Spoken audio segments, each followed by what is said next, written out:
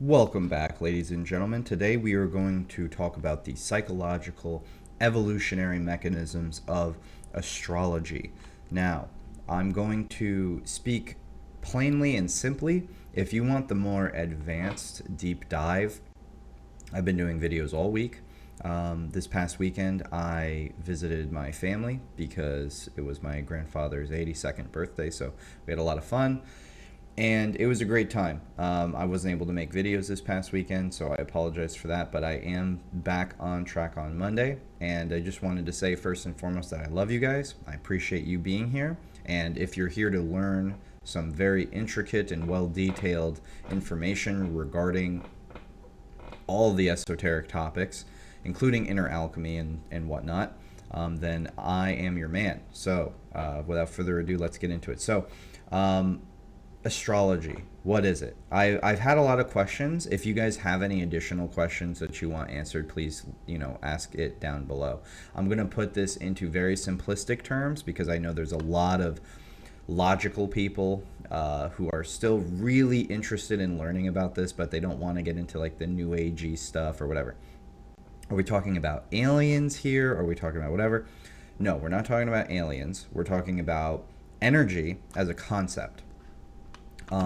If you study like quantum physics, okay, energy essentially is this undulating force where light houses information and moves in multiple different ways. It combines, it separates, and it's able to store information within. I mean, they'll say that they really don't fully understand it yet, but if you study things like information technology, light packets, okay, if you were to ask a IT guy or if you were to ask like a tech specialist, how does Wi-Fi work? How does radio towers work? How do radio towers work? Basically, you have some form of a conduit. Most of the time has metals and crystals in it. Okay, so think like your cell phone tower. Think like your router. I've got a router sitting back there. Okay, think of whatever the physical technology is, emits a signal. It is a widespread signal, and that signal gets controlled, I guess might be the best way to think about it. That signal gets controlled by mechanisms. Now, leading up into astrology, a Wi-Fi signal or a cell phone tower is just peanuts. It's small time compared to the fact that we live on Earth and Earth is in this system, right? And you've got all these different people that think different things. Everybody can at least agree it's a system. This system operates in different ways where there are things moving. We see that. Some people think that the earth is stationary, some people think that the sun is stationary, whatever. Things move at the end of the day. There's movement. Again, I go for the very baseline foundation so that we can avoid the spiritual psychosis and think that we're, you know, in the twilight zone. So things are moving. We see stars, we see planets, they're moving. And this creates an aspect of time, right? Like if we didn't have the sun coming up over the horizon every single day, falling into the evening time, if we didn't have the moon orbiting in its own peculiar way, then we wouldn't, have a concept of time to the degree of saying, hey, 6 o'clock in the morning, that's generally when people start the day. The day resets at midnight. 12 o'clock noon is lunchtime, and then you got dinner time around 6 o'clock p.m., and everybody's different. The understanding the mechanisms of saying, very simply, okay, there are objects in the sky that control light, and the way that they move controls our uh, ability to operate through our lives. That's basically what astrology is. And again, this is very simplistic because I want more people to understand what this really is. And energy, quantum mechanics, energy is so strange the way it works. Light can be both a wave and a particle. What that means is basically light can change its dimensions with specific parameters. Okay, it can be more physical or it can be less physical. And by physical, I mean something you could sense, whether it's through feeling it on your skin like sunlight, or seeing it visually. How we've you're probably watching this on like a cell phone or a computer or something along those lines. That has a interface, a graphical user interface, and that interface is a bunch of crystals in your cell phone screen or your computer screen, and speakers that are sending out vibrations of my voice. And this energy, sound is basically just an extension of light. Everything at the source of it comes from light. It comes from energy, really. And then it can transform into different ways depending on, again, different parameters. I'm not here to talk about all the quantum mechanics of that because, quite honestly, I would probably do a poor job of that. But let me see, where are my notes here? Here we go. So what I want to talk to you today about is astrology in a psychological standpoint. Now, Carl Jung was an extremely famous psychologist and psychoanalyst, and I really liked a lot of his work. So I take much more of a Jungian approach when it comes to esoteric topics, especially astrology. If you're interested, I can do a reading for you. But energy works in very, very mysterious ways. So let's go back to this. First and foremost, we have a 360-degree wheel, determined not really by, but this is one of the bigger points from our perspective, determined by the 365 roughly days of the year. Okay, so basically we're in a wheel, right? That's the first thing you gotta kind of wrap your head around. Now, in this wheel, because of our own bodies, because we started cutting ourselves open and we started seeing, we had 12 ribs, we have 12 major nerves in our brain, right? We split the sky up into 12 parts. Now, if you go back thousands of years, the Egyptians, the Babylonians, the Sumerians, when they first started experimenting with that, there's a lot of evidence to show that they thought it was 10 or they thought it was 9 or whatever. Well, we've now settled on 12. How we've settled on that number? Probably from the Greeks, because the Greeks were really fascinated with a lot of this stuff and they wanted to correct a lot of older systems. Correct, I use very, very loosely. But we essentially settled on this 12 system because, you could have done it in 6, you could have done it in 4, anything divisible by 12, right? And even by 2, really, because, again, people had a system of 10, which would have been like 36 degrees each for each section. But we settled on 30 degrees of 12 sections. Now, depending on when the sun would go into certain areas of the sky would depend upon the seasons here on Earth. So that became a very big deal. How we use this psychologically, right? Because I could get into the whole history of astrology, which I kind of gave you a little bit right there. How we got into this psychologically is we realized through trial and error, there was a lot of trial and error over probably hundreds of years, I would assume. We realized that a lot of people have similar appearances based on their birthdays. A lot of people had similar personality types. And Carl Jung specifically was very big on this. Now, if you're big into psychology, if you're big into personality tests, you've probably heard of the MBTI, the Myers-Briggs personality test, okay? That is the 16 types, right? Like you get the 4 letters, the E or the I, for extroverted, introverted, that's the first letter, and then etc. It's like intuitive, feeling, judgmental. Like an INFJ is intuitive, or introverted, intuitive, feeling, and judgmental, whatever I just said. And they've got all these characteristics of how they put you into a bucket system. Well, go and study the Myers-Briggs people who created that test. They worked on that system based off of Carl Jung's work. Carl Jung, his system was called the 12 archetype system. He based that off of the zodiac. So all of the most popular psychological tests that exist today in the modern era are very loosely based off of zodiacal energy. It's based off of astrology.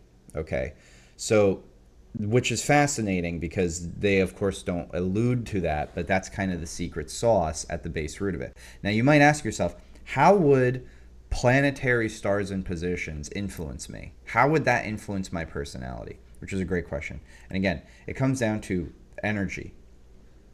When you're in your mother's womb and you're developing for 9 months, you're very protected by external energy. But when you're born, energy that is ionized in the air particles get imprinted upon you through your lungs, through you taking your first breaths. Now, that's not to say that life doesn't begin at conception, which is something that I believe. It's more so like everything is an evolution of stages. So when conception first occurs, that has a subconscious influence on those cells, which causes a potential for energy to manifest. When you are born, you're moving into a new stage of life, which brings its own things. It's like you wouldn't say that a child and a teenager and an adult are all the same things. So a baby in the womb and a baby outside of the womb are also not the same things, but they're still living, right? And it's an evolution of consciousness. So once you're exposed to this world, you're exposed to the radiation. Most babies, aside from skin color and hair and things like that, and size, weight, most babies look very, very similar. It's almost like we come out in a blank template. And I think it was one of those famous philosophers that said that. I can't recall who it was. Maybe it was John Locke, who said basically we come out as blank slates, which is partially true. However, we also have genetics. We also have energy mechanics based off of when we're born that lock this energy in place so that we're guided by this energy for life. So imagine when you're born, it's like you're a marble slab, right? Which, marble has to develop in the earth just like anything else. But then you take it out and now somebody's chiseling you, and that somebody is essentially God, right? There's a mechanism at play that is chiseling you to become a better person, a different person. So how this works from a psychological perspective is based on where these objects are in the sky at the time of your birth, and also the timing of your birth on where they are even in this grand wheel in reference to you when you're born as a baby. It has major impacts and implications on things that have to deal, all these types of things that have to go into your life. It can impact things like your marriage, your friends, your career, your money, whether you're wealthy or poor. A lot of the time can be determined by astrology. However, it's not deterministic, and this is where a lot of people get things wrong. Nothing in astrology is actually deterministic, okay? You can have a death and rebirth moment in your chart that is linked to a specific time period, and that could go about showing itself in many ways. What it really showcases is if you were to live your life subconsciously.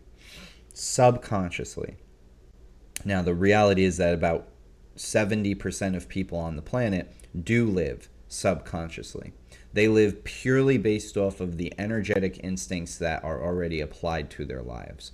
And it is those 30% that are the hyperconscious, which are able to change their fate, so to speak, by using their minds.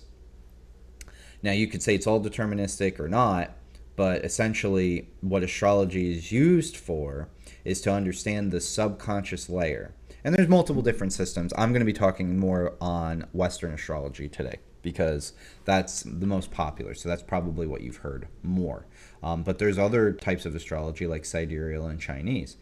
This is going to be just an introductory from the high level for psychological.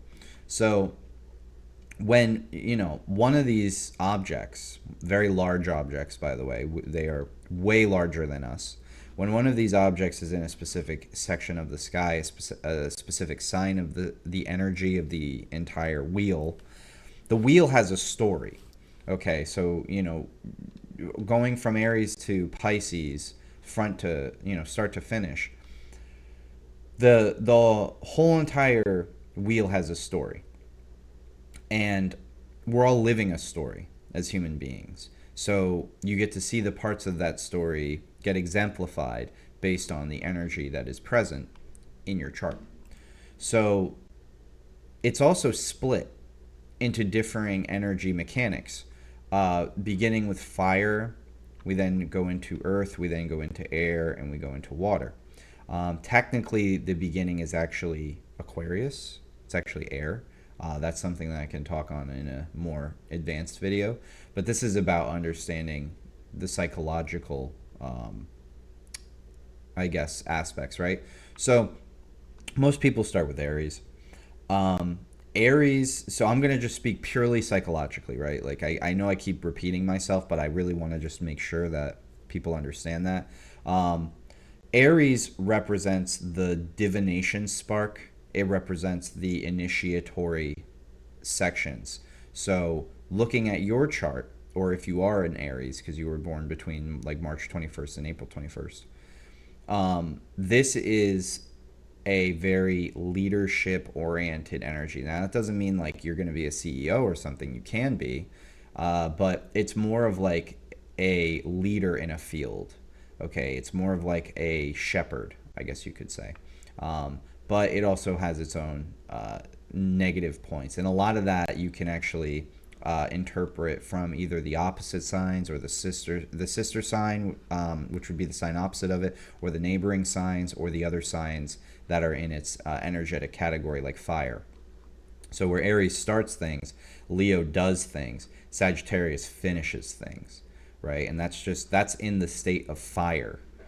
Same with water. Cancer starts things, Scorpio does things, Pisces finishes things. And again, that's in the aspect of water. So you've got the four elements here. Fire would be more of the ambitious, creationary, sometimes destructive to a degree, very energetic. Earth is more of the grounded, the physical, the monetary. Monetary more from a materialistic perspective. Air is more of the communicative, the logistical, the informational, the statistical, computational. Water is more of the, I would say, the emotional, the nurturing, the caretaking, the healing. Water and earth are very similar. Air and fire are very similar. Okay, fire and air are considered the masculine. Water and earth are considered the feminine. And neither really makes a difference. You know, if you're a woman with fire and air energy or you're a man with water and earth energy, it's not the most, pertinent thing to categorize like gender stereotypes.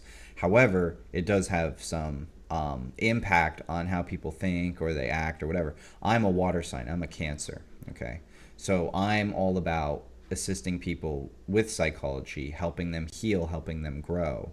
My moon sign in Taurus is also very perfect for that because I give this very grounding energy for people. And sometimes actually it pisses people off. Sometimes people, I get comments and they're like, get to the point, you're talking too long. It's like, well, you're not at the stage, in my opinion, to, be rushing me. You can go find somebody else who will talk about it, right? I'm going to go at my own pace because I want to help people. So all of the energy in this wheel, it tells a story essentially, and each one of the planets also tells a story. So the sun is your aspect of self. It's like a hero archetype. And again, this is from a psychological perspective. There's a lot of other ways that you can interpret these. But the sun is like your core vitality, your ego identity, and your drive towards individuation. Okay, so your sun is how you manifest in this world. It's how people see you. It's how sometimes you see yourself. The moon is more of the maternal influence, the more emotional influence, whereas the sun is more of the paternal influence.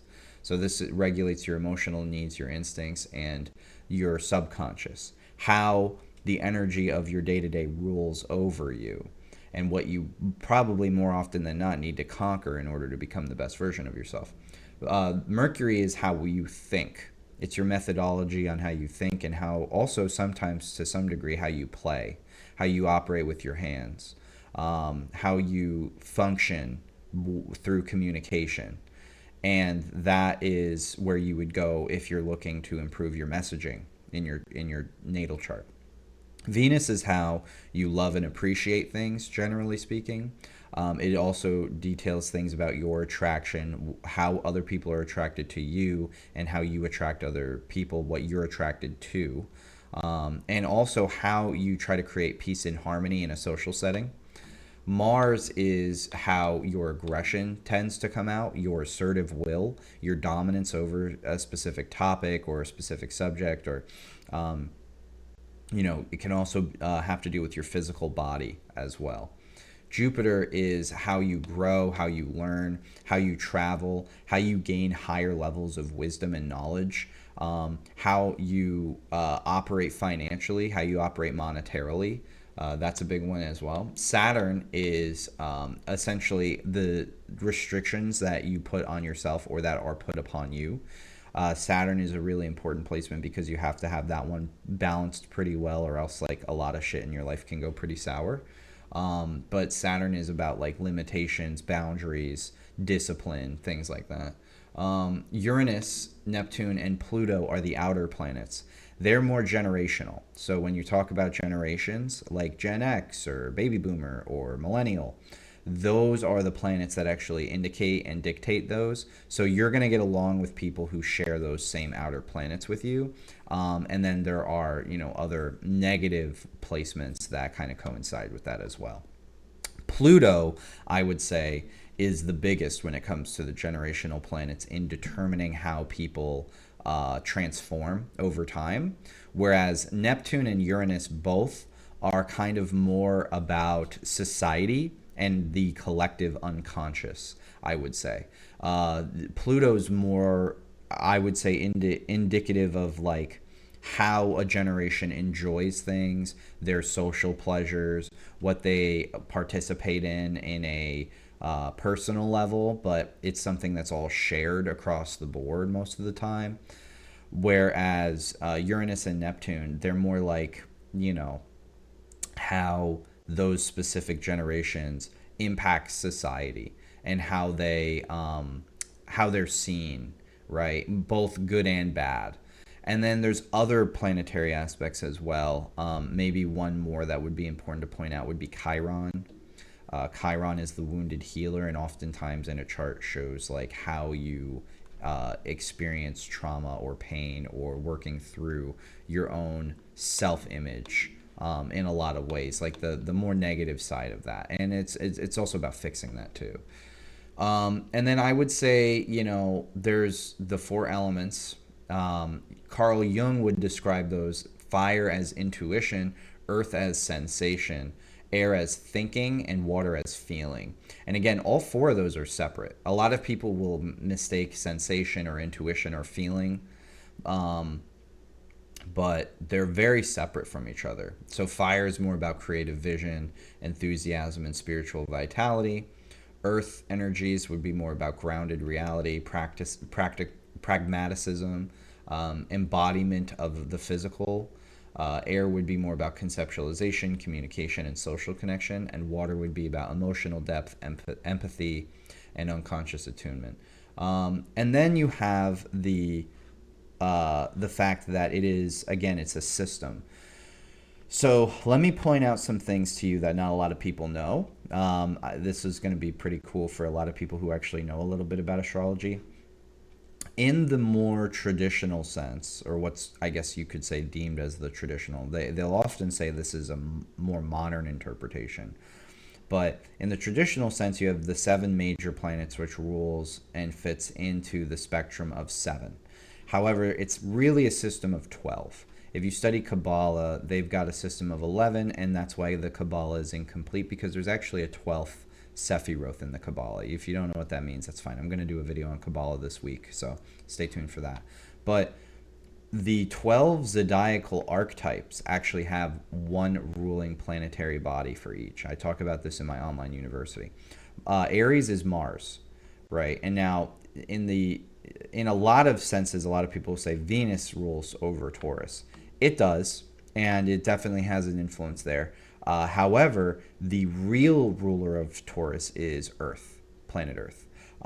So when you're looking at everything in the wheel, like you have it here, there's different systems, and this is my system, which I've cross-referenced like hundreds of times. Mars is ruled over by Aries. So if you're in Aries, right, or you're in Aries rising, the rising sign is also very important in astrology. That's the energy on the eastern horizon. And again, that we can get into that in another video. But Aries, its ruler is Mars. For Taurus, its ruler is planet Earth. Mercury rules over the sign of Gemini. The moon is Cancer. The sun is Leo. Asteroids such as Chiron and all of the major asteroids rule over Virgo. Libra is Venus. Scorpio is Pluto. Sagittarius is Jupiter. Capricorn is Saturn. Aquarius is Uranus. Pisces is Neptune. Okay. And the real missing one that a lot of people like they don't realize is Earth is Taurus and asteroids are Virgo, little rocks. And Chiron specifically. Chiron is the major ruler of Virgo, I would say. And so a lot of people don't know that system, but that's okay. It's complicated, it's complex, and yes, all of the other planetary objects like Mercury does have a very big prominence over Virgo. If you're a rising Virgo, you're going to want to look at Chiron and Mercury in your chart. If you're a rising Taurus, you're going to want to look at the your Earth, which is actually the opposite of your sun. So your Earth placement is whatever is directly opposing your sun. You want to look at your moon and you want to look at your Venus placements. So each one of these has a very complex network, but it's a system of 12 for a reason. And the last thing I'll say is this is just today's natal chart. Let's say you pull up a natal chart and you're like, what the hell am I looking at? How do I even begin to process what Matt was talking about? Because as much as I would love for you guys to come work with me, I know I'm expensive, right? So if you're really wanting the full-on deep dive by an expert astrologer, feel free to reach out to me. But if you just want to know how to do this yourself from a minimalistic perspective, what you would do is you would go to a website like this. This is called AstroSeek, and you would do your natal chart. I would recommend that you do whole sign, tropical, Western astrology. So you've got the tropical zodiac here. You can do sidereal if you get maybe a little bit more advanced. I think that most people resonate with their tropical. Then if you want to get more advanced, you can do the sidereal, right? I do both. I look at everything when I'm doing a person's chart. But this is a really good standpoint to start from, okay? Because this is what most people resonate with, because this rules more of a subconscious unknown layer.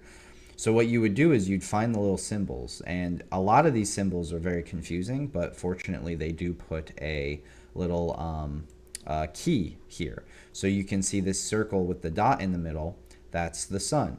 And the sun right now is exiting Libra. It's about to actually head into Scorpio in the next couple of days. The moon is also in Libra because we're about to have a new moon tomorrow. So you'll see it says sun, and then it'll show you this like wackadoo symbols that you probably don't know, and then it says Libra. The wheel on the outside are the zodiac signs themselves, and everything on the inside are the planets and the positions. So all you have to do is figure out certain ones, and then let's say, okay, this is somebody's birthday, and I was born today. Okay, I've got a sun in Libra. What does that mean? And you can just Google what does sun in Libra mean, or you can even just scroll down to the natal chart, and it'll tell you what a sun in Libra means.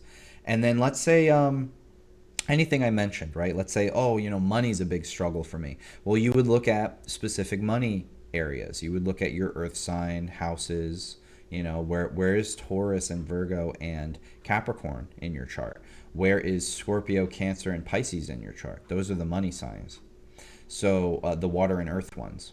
So you go and you look at those. Now let's say you've got, some planets there. What's all this blue and red in the middle? These are aspects, okay? So if a sign is the same energy, it creates what's called a trine, which is generally a harmonious aspect. But there are other aspects which aren't so good. So let's say it's the same modality. So Capricorn to Aries to Cancer to Libra.